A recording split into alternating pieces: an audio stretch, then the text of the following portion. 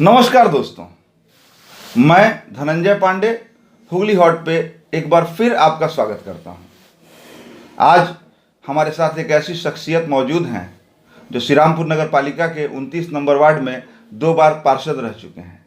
एक बार निर्दलीय उम्मीदवार के तौर पर इन्होंने चुनाव जीता था, दूसरे बार तृणमूल कांग्रेस के उम्मीदवार के तौर पर इन्होंने चुनाव जीता और अब भारतीय जनता पार्टी ने इनका टिकट काट दिया है।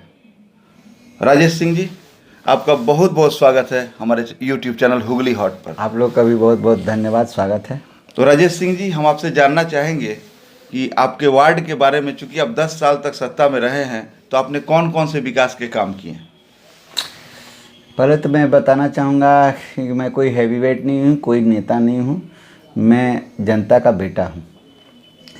रहा बात आज 2010 से जब मैं पहली बार निर्वाचन में उतरा था तो निर्दल प्रत्याशी के रूप में उतरा था। निर्दल प्रत्याशी होकर के मैंने उस समय तृणमूल की एक आंधी और हवा जिसको आप लोग कहते हैं, तो आंधी और हवा दोनों चल रहा था और उस तृणमूल के रनिंग कैंडिडेट को, सिटिंग काउंसलर को मैंने हराया था और हरा करके मैं 2010 में पहली बार पार्षद बना। उसके बाद फिर 2015 में भी टीएमसी ने हमको टिकट दिया। 2015 में भी जनता के आशीर्वाद से हमने जीत हासिल की। वार्ड में किसी तरह की आज के डेट में समस्या नहीं है। हाँ, एक होता है ना कि आप खा रहे हो, बढ़िया से खा रहे हो, लेकिन कभी कभी आपको और भी कुछ अच्छा खाने का इच्छा करता है। मैं आपको थोड़ा सा इंटरप्ट करना चाहूँगा। मैं ये पूछ रहा था कि आपने 10 साल जो है इस वार्ड का प्रतिनिधित्व किया और 10 साल पहले वार्ड की क्या स्थिति थी? आपने 10 साल में वार्ड को क्या बदला, आपने क्या कार्य किए, इसका लेखा जोखा जनता को दीजिए। 10 साल में हमने जो कार्य किए हैं, आपको 4 नंबर रेल गेट से लेकर के श्री इंजीनियरिंग तक, ये जो मेन रोड जिस पर आप लोग अभी चल कर के आए हैं, वो रोड एकदम प्रत्येक साल बनती थी, प्रत्येक साल टूट जाती थी, क्योंकि बगल में उसका एक हाइड्रेन जाता था।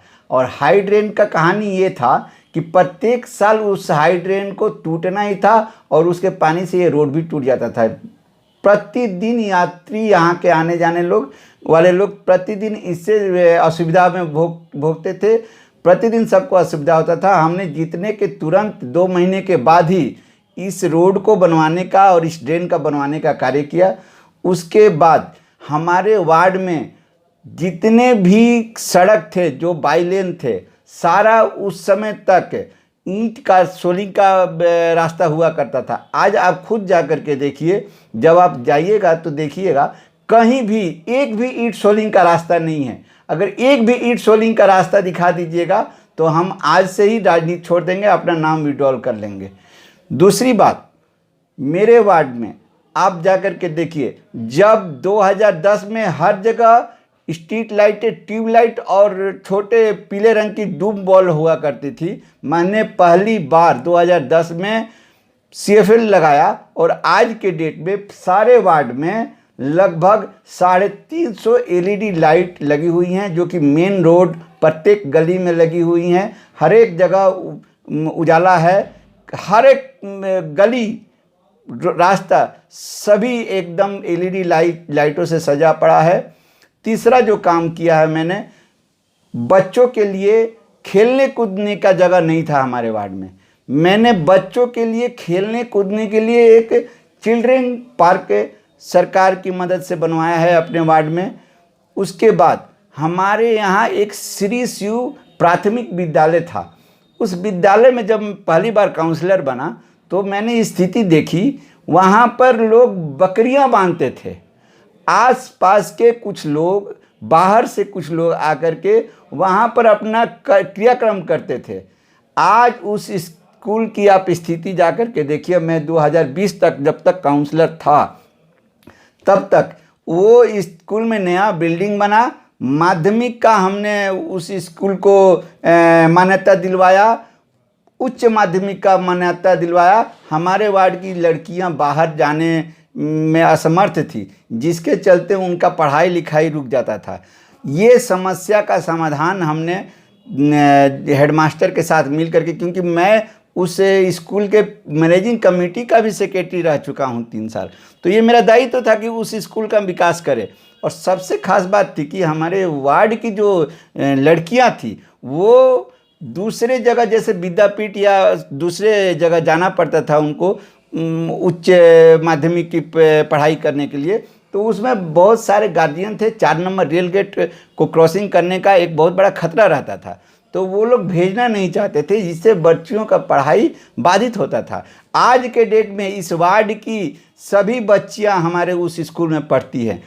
2020 में जब हमने तृणमूल छोड़कर भाजपा ज्वाइन की, तो तृणमूल की जो सरकार है उस सरकार ने मेरी अनदेखी करनी शुरू करी, हमारा सहयोग नहीं किया। आज के डेट में तृणमूल के शासनकाल में इस स्कूल को लोग बंद कर चुके हैं। इस स्कूल को बंद करके और दूसरे जगह शिफ्ट कर गए हैं। यहाँ से जो भी बच्चा आज स्कूल 2 साल के कोरोना महामारी के बाद खुला है, बच्चियों को ब्रह्मानंद स्कूल जाना पड़ता है, जिससे बहुत सारे गार्जियन और बच्चे बच्चियाँ असुविधा भोग रहे हैं। हम ये चाहते हैं कि सरकार इस पर भी ध्यान दे कि उस स्कूल को तुरंत चालू किया जाए। उसके बाद हमने एक एम्बुलेंस कल्याण बनर्जी जो तत्कालीन सांसद थे जब मैं तृणमूल कांग्रेस में था, तो उनसे कह करके हमने रिक्वेस्ट किया था, तो एक एम्बुलेंस इस वार्ड के लिए कल्याण बनर्जी सांसद फंड से मुहैया करवाए थे। लेकिन एमपी लाड का कोई भी पैसा डायरेक्ट काउंसलर या किसी व्यक्ति विशेष को नहीं मिलता है, इसलिए श्रीरामपुर संजीवन वेलफेयर एसोसिएशन के माध्यम से वो एम्बुलेंस श्रीरामपुर म्यूनसिपैलिटी के थ्रू इस वार्ड को मिला था। उसमें 5 सालों का एक एग्रीमेंट होता है, वो 5 साल एग्रीमेंट के माध्यम से उस एम्बुलेंस को चलाया गया।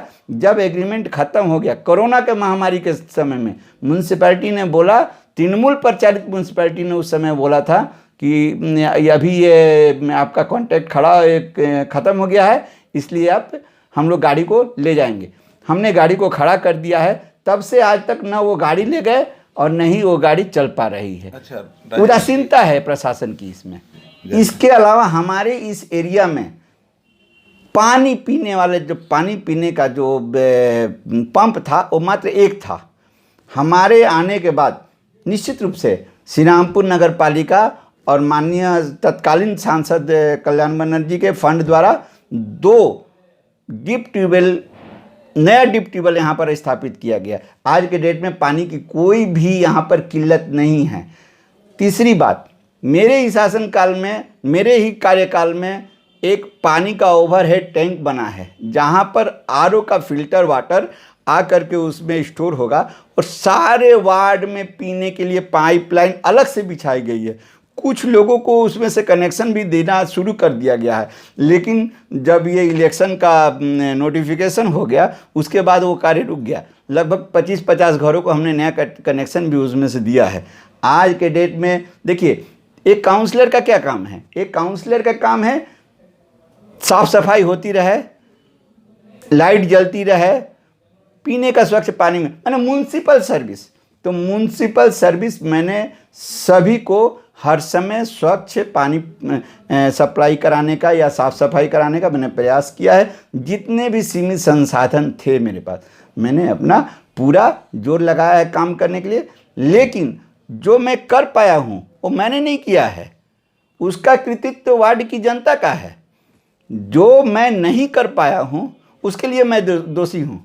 अच्छा, तो अब ये भी बता दीजिए कि आप क्या क्या नहीं कर पाए। हाँ, ये एक इंटरेस्टिंग बात है जी। ये इंटरेस्टिंग बात क्यों है भी बता दे रहे हैं कि विगत कई वर्षों से हमारे वार्ड में एक हेल्थ सेंटर नहीं है।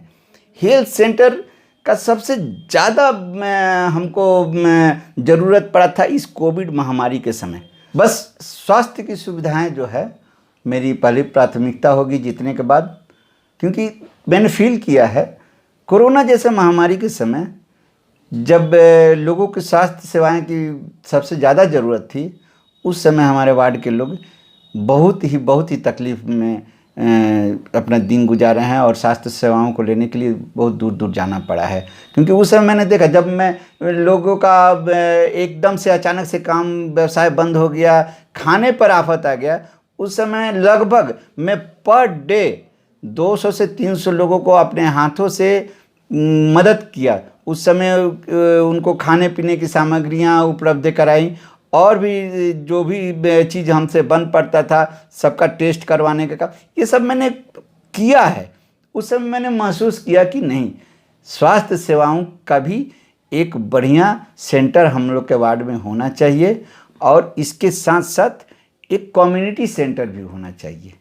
यही मेरी 2 प्राथमिकता हैं। जीतने के तुरंत बाद मैं ये 2 चीज़ करने के लिए सबसे ज़्यादा प्रतिबद्ध हूँ। उसके बाद म्यूनसिपैलिटी का जो भी सर्विस है वो तो निरंतर चलता रहता है।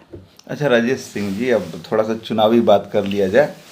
आप ये बताएं कि आपके एक तरफ जयनाथ झा, दूसरे तरफ डीकेएस, तीसरे तरफ राकेश चौधरी, तो लड़ाई किससे होगी? चतुर्मुखी लड़ाई हो जाएगी क्या आपके वार्ड में? नहीं, कोई चतुर्मुखी लड़ाई का प्रश्न ही नहीं उठता। देखिए, ऐसा है कि जो जयनाथ झा जी हैं, हमको नहीं लगता कि वो कहीं खड़े उतर पाएंगे, क्योंकि वो 5 साल अपनी पत्नी, जब उनकी पत्नी जीती थी तब वो उनके 5 सालों को लोग आज तक नहीं भूले हैं।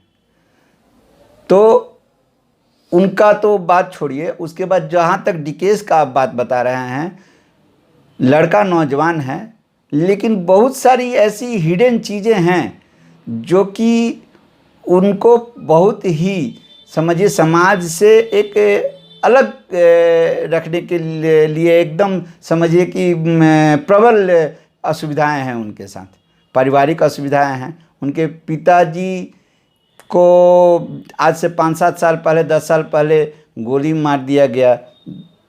मुझे बहुत दुख है इस बात का। मेरे समय में ऐसी कोई घटना नहीं घटी है। कोई एक्स काउंसलर को दिन दहाड़े कोई गोली नहीं मार सकता। मैं जनता का सेवक हूँ, जनता का रक्षक भी हूँ। जनता मेरी फैमिली है। कोई उठा नहीं सकता इससे, कोई एक पैसा को बोल नहीं सकता कि कोई रंगदारी उठाता है हमारे वार्ड में। जितने भी के बारे में आप नहीं, जितने भी क्रिमिनल्स हैं, या तो वो वार्ड के बाहर हैं या फिर जेल में हैं। मैं सुशासन को सबसे ज़्यादा पसंद करता हूँ। जहाँ तक चौधरी जी का बात बताया, मैं आपको गारंटी देता हूँ, 1000 वोट अगर वो इस सिंबल पर लेकर के आ जाएं तो मैं राजनीति छोड़ दूंगा। उनका 1000 वोट पाना ये यहाँ की आम जनता के लिए लज्जाजनक बात हो जाएगी। वो जब पहली बार 2010 में खड़े हुए थे तो उनकी जमानत जब्त हो गई थी। 2015 में उनको 888 वोट मिला था इसी भाजपा के सिंबल पर, परंतु कुछ धृतराष्ट्र बैठे हुए हैं। धृतराष्ट्र को जैसे अपने दुर्योधन से पुत्र मोह था, वैसे भी इनसे कुछ लोगों का पुत्र मोह है, जिसके कारण आज ये जीता हुआ सीट भाजपा के हाथ से निकलने जा रहा है। राजेश जी, आप तो जीतने के बाद तृणमूल कांग्रेस ज्वाइन किए थे जी। तृणमूल कांग्रेस से जीते, फिर भाजपा में आए, अब जीते तो कहाँ जाएंगे? सीधा सा सवाल, घुमा फिरा के उत्तर मत दीजिए। देखिए, इसमें घुमाने फिराने का कोई बात नहीं है जी। जनता जनार्दन का जो आदेश होगा उसको पालन किया जाएगा। क्योंकि देखिए, आज मैं अगर तीसरी बार हैट्रिक करने जा रहा हूँ, काउंसलर बनने जा रहा हूँ, तो जनता के केवल आशीर्वाद से यह संभव होने जा रहा है। मैं बीजेपी किया, मैंने टीएमसी किया, मैंने पार्टी करने का जो मज़ा और जो काउंसलर बनने का मज़ा या सज़ा जो भी बोलिए, मैं देख चुका हूँ। इसलिए मेरे वार्ड की जनता के लिए जो करेगा उसके लिए मैं करूँगा।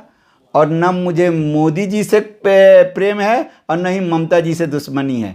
मेरे लिए जिस तरह से मोदी जी हैं उस तरह से ममता जी मुख्यमंत्री हैं और मोदी जी प्रधानमंत्री है। न भाजपा से बैर है और न टीएमसी से कोई शत्रुता है। मेरे लिए आज के डेट में सब समान है, मैं निर्दल हूँ। जी। अच्छा राजेश जी, इंटरव्यू को लंबा ना करते हुए मैं चाहूँगा कि हमारे चैनल के माध्यम से अपने वार्ड के लोगों को से कोई अपील करना चाहें तो करें। देखिए, वह हाथ जोड़ करके वार्ड की जनता से मेरा एक ही अपील है कि 12 साल का मेरा कार्यकाल रहा है।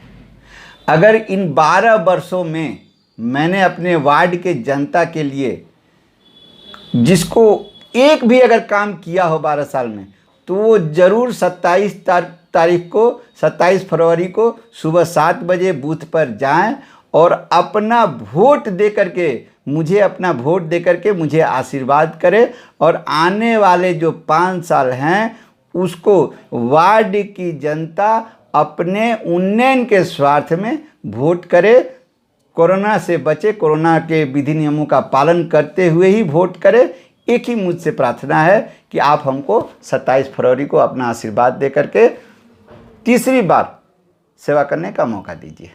धन्यवाद। बहरहाल राजेश सिंह जी, आपको बहुत बहुत शुभकामनाएं।